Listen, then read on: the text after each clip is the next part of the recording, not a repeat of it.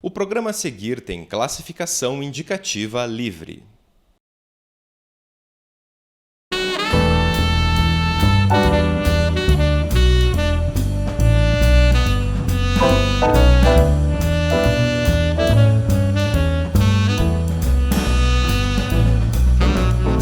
Olá, sejam mais uma vez bem-vindos ao Cine Federal. Além do eixo da produção, faz parte também do cinema o exercício da crítica aos filmes. O verbo assistir e o substantivo espectador não conseguem traduzir fielmente esse exercício do pensar, que é muito mais ativo do que parece. Para que se possa criticar também, entra uma terceira variável nessa espécie de equação cinematográfica, a exibição. Como falar sobre obras cinematográficas sem ter o acesso a elas? E eu não me refiro aqui ao grande cinema, aquele que está disponível em centenas de telas ao redor do Brasil, mas sim aos filmes independentes, curtas-metragens e produções de outros países que não são frequentadores de costume da maior parte de nossas salas de cinema. Sobre o escrever e refletir o cinema, eu recebo aqui no programa de hoje o professor e crítico de cinema Sérgio Alpendre, que é também curador do Festival Internacional de Cinema da Bienal de Curitiba. Seja bem-vindo ao nosso programa de hoje, Sérgio. Muito obrigado pelo convite. Agradeço o convite. O que é para você a crítica cinematográfica? Então, eu poderia... eu dou oficinas, dá para ficar aqui falando... Mas eu poderia resumir citando o Jean Duché, um crítico francês, já veterano, que escreveu num texto de 1961 que a crítica é a arte de amar. Uhum. Então, e ele diz que a crítica reside no equilíbrio entre dois elementos que são a paixão e a lucidez, né? Um sendo mais forte que o outro, a crítica tende a ficar desequilibrada e tal. É necessário ter um equilíbrio entre esses dois elementos. É necessário que o crítico, porque o crítico ele vai ter a sua sensação ao ver o filme e ele vai transmitir essa sensação de alguma forma ao leitor. Uhum. Então de certa forma um compartilhamento de sensações aí, né? Uhum. Primeiro a do artista que criou a obra, depois a do crítico que a recebeu e a do em harmonia com o espectador que a recebe também. Né? Então é como um prolongamento da experiência de ver a obra de arte. E tem essa questão da paixão que eu acho interessante, né? A gente só consegue criticar de alguma maneira aquilo que a gente gosta muito, né? A crítica verdadeira de alguma maneira. Né? Mesmo que a gente não goste de um filme, a gente tem que ter a paixão pelo cinema para ter, enfim, mesmo que você ataque o filme, você também não pode... O ataque não pode ser pessoal, claro, né? Ele tem que ser a obra... e não às vezes não é bem um ataque, mas você questionar, problematizar, isso demonstra também uma paixão. Né? O que é essencial é ter paixão, na verdade. E aí o Duché diz que essa paixão deve ser controlada pela lucidez. E estou totalmente de acordo com isso. E dentro do seu processo pessoal, como que surgiu essa crítica? Começou com uma cinefilia muito intensa. É a base, né? De certa forma. É a base. Como eu já sou um pouquinho mais de outra geração, né? Tenho 46 anos. Quando eu comecei não tinha internet, então não era como hoje que a pessoa já começa uma cinefilia, já pode abrir um blog e já pode exercer a crítica. Quando eu comecei, não. Então eu escrevia, mostrava para alguns amigos e não saía em lugar nenhum. E eu nem tinha essa preocupação. Eu até tinha preocupação de não levar para o lado intelectual. Eu não queria ser crítico de cinema, eu queria ser um cinéfilo, amar o cinema. A partir do final dos anos 90, alguns amigos tinham um site que era Contracampo, né? É uma revista eletrônica de crítica.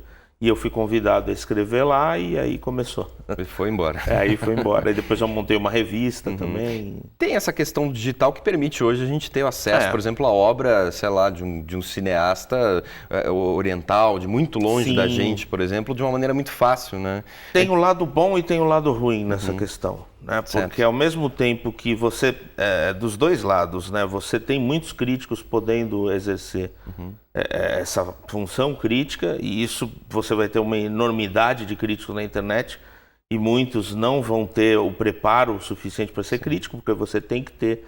você está fazendo crítica de arte, né? A crítica de cinema é crítica de arte.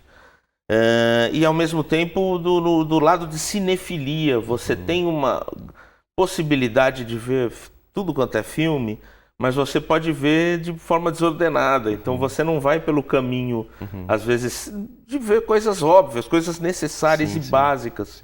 Tipo John Ford, Murnau, né? Esses diretores obrigatórios. E às vezes você começa por outro lado e essa cinefilia se desenvolve de maneira um pouco tortuosa. Eu percebo até na academia mesmo, né? A questão dos acadêmicos de cinema, né? Muitas vezes acabam assistindo talvez os filmes que acabam deixando para trás esses clássicos de alguma maneira, né? E a questão do fazer cinema às vezes fica na frente disso, né? O que é negativo, né? Seria totalmente. Hoje em dia a gente tem um problema, que eu sou professor também, né? A gente tem um problema muito grave que por exemplo, quando a gente fala, vocês viram Aurora, do Murnau, que é um filme obrigatório. Se você quiser fazer movimento de câmera em cinema, tem que ter visto o Murnau, claro. Né? E eu pergunto, vocês viram? Vimos sim. Aí, viram inteiro? Aí eles falam, não, vimos na aula de fulano. Aí, beleza, um trecho numa aula eles acham que já vira referencialidade, né? E não, né? Você tem que ir lá e estudar o filme, ver 5 vezes que seja. Né? Ver sem legenda, enfim, é mais, claro. Se quiser realizar filmes, tem que passar por isso, né? E como você vê o espaço da crítica no Brasil contemporâneo? Eu acho que o Brasil não está fora de uma situação que é mundial e que é de falência da crítica, né? Porque hoje em dia a crítica já não é mais tão levada a sério, né? Antes você tinha Cahiers de Cinema, as revistas rivais, a Positif, mais tarde a Trafic, enfim, tinha uma série de revistas em todos os países, né, em todas as cinematografias, que lidavam com o cinema de uma forma muito séria e muito profunda. E hoje não tem mais isso, né? Até tem na internet, mas você tem tantas revistas e como você vai achar, né, essa que é profunda? Às vezes você encontra um texto enorme na internet e você vai ler esse texto, não tem nada de... Enfim, então é muito complicado e, ao meu ver, é por isso que a gente também está numa situação assim, um tanto crítica dentro do panorama crítico. O que a gente vê além da internet, os próprios meios de comunicação, né? O jornal, a revista, não tem mais aquela crítica que a gente tinha, por exemplo, no Brasil, lá, o Paulo Emílio, né? Essas questões, assim, que ele realmente exercia, né, esse papel. Hoje em dia a gente vê uma coisa mais... enfim, até uma... É tudo muito rápido, muito rápido, superficial. Eu escrevo na Folha, né? E na Folha, às vezes, a gente tem um espaço que não é grande. Então não dá para fazer crítica de verdade. Você tem uma maneira ali de fazer um pouco de crítica, mas muito sucintamente. E aí eu vejo a própria Folha dos anos 80 ou dos anos 70, tinha textos enormes. Às vezes um filme merecia 2, 3 textos, ele continuava. Existia um pensamento sobre os filmes, né? E hoje já não tem mais esse espaço, né? E falando da questão dos festivais, né? Como fazer eles serem um espaço de debate? Muitos deles já são, de certa maneira, né? Mas como deixar isso mais amplo, né? Além do encontro dos cineastas, de quem produz, né? De toda essa questão de se encontrar e conversar, como fazer isso também ser mais amplo, né? Para a população em geral? Eu acho que é extremamente importante que se debata, porque é aquela coisa do cineclube, né? Muitos cineastas no mundo, se formaram com cineclubes, indo ver os filmes, debatendo, né? Tendo a oportunidade de discutir os filmes após a sessão. É isso que é formação de público. Você vai lá ver os filmes, depois vai num debate onde está se discutindo cinema.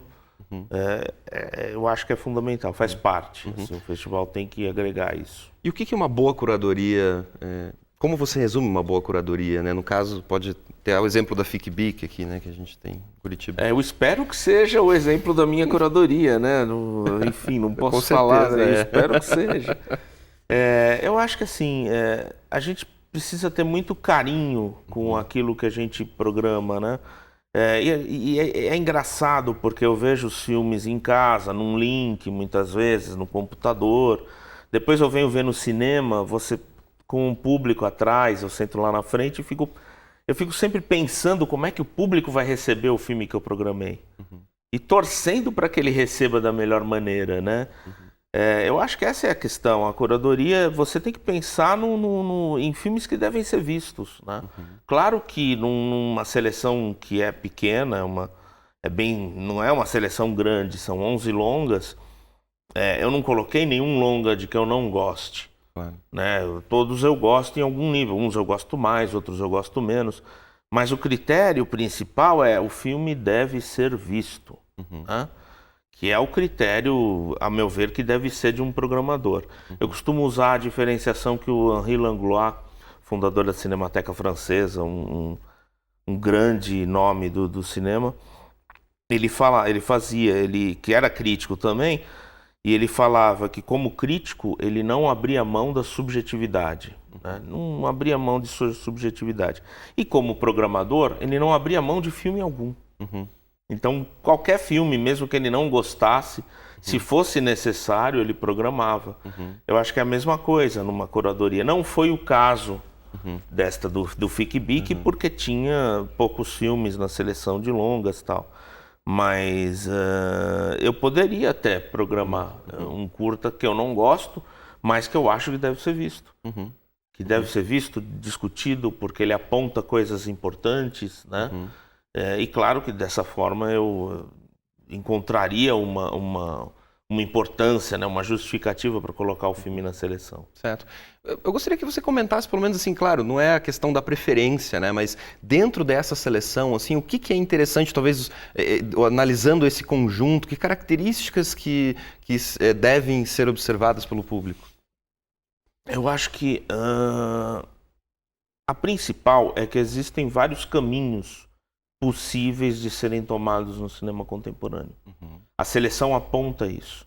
Você tem o caminho da fábula, você tem o caminho da espiritualidade, você tem o caminho da crítica, você tem o caminho político, você tem o caminho narrativo clássico, você tem diversos caminhos, você tem o caminho da tiração de sarro, você tem o caminho do diálogo com gêneros, né? Então você tem tudo isso dentro de 11 longas, né? Certo. De todo o mundo, inclusive do Brasil. Então eu acho que o principal é você perceber que existem alternativas fora do padrão blockbuster de super-herói que domina totalmente o novo cinema, gênero cinematográfico. Exatamente. Ou das comédias populares que estão sendo feitas hoje. Existem alternativas, existe gente fazendo cinema de maneira séria. Um cinema que não é hermético, não é de difícil acesso pelo público.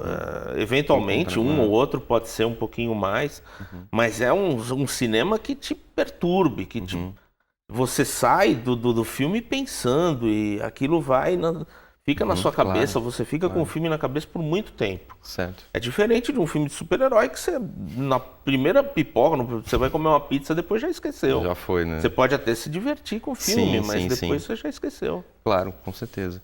E assim, eu gostaria de pensar um pouco nesses espaços alternativos de distribuição e também colocar uma pergunta que eu acho que é interessante também, que dentro do nosso contexto latino-americano, a gente se vê muito pouco, né, de alguma maneira, né?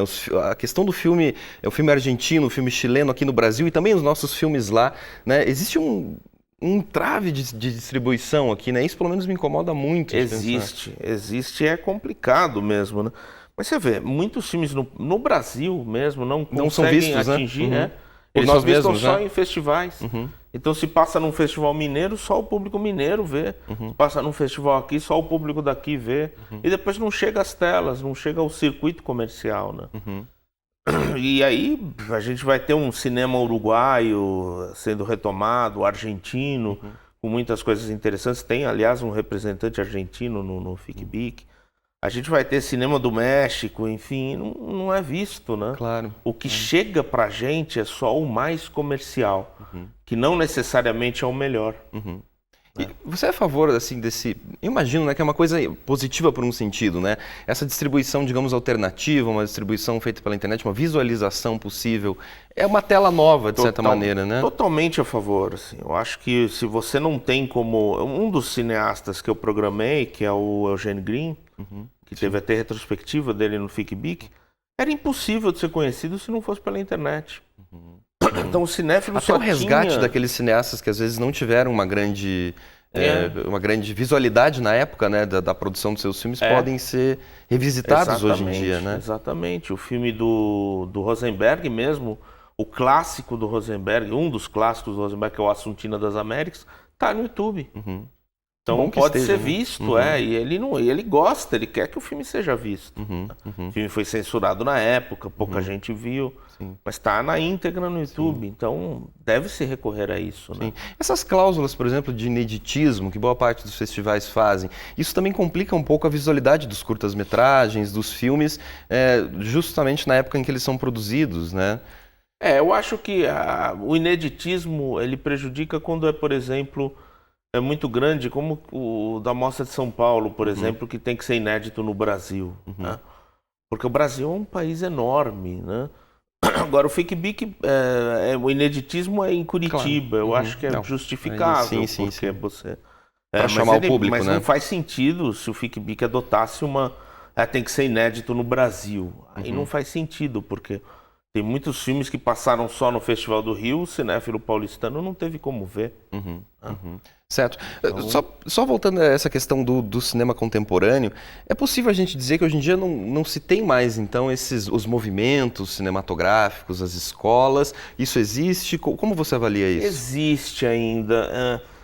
É engraçado, porque esse negócio de movimento sempre foi uma coisa, um rótulo criado por críticos. Depois, né? Sempre foi uma coisa, tipo a Nouvelle Vague.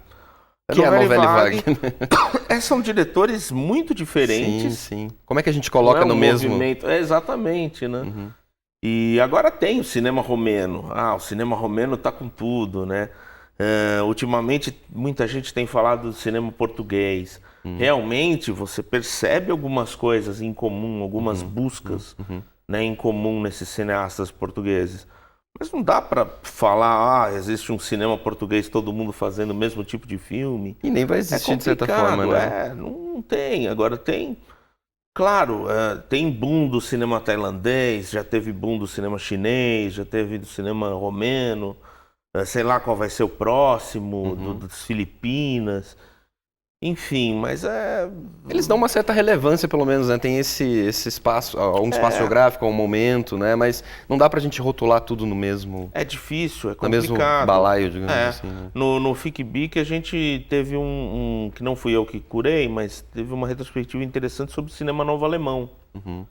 E aí você percebe que há uma retomada, né? Que há uma...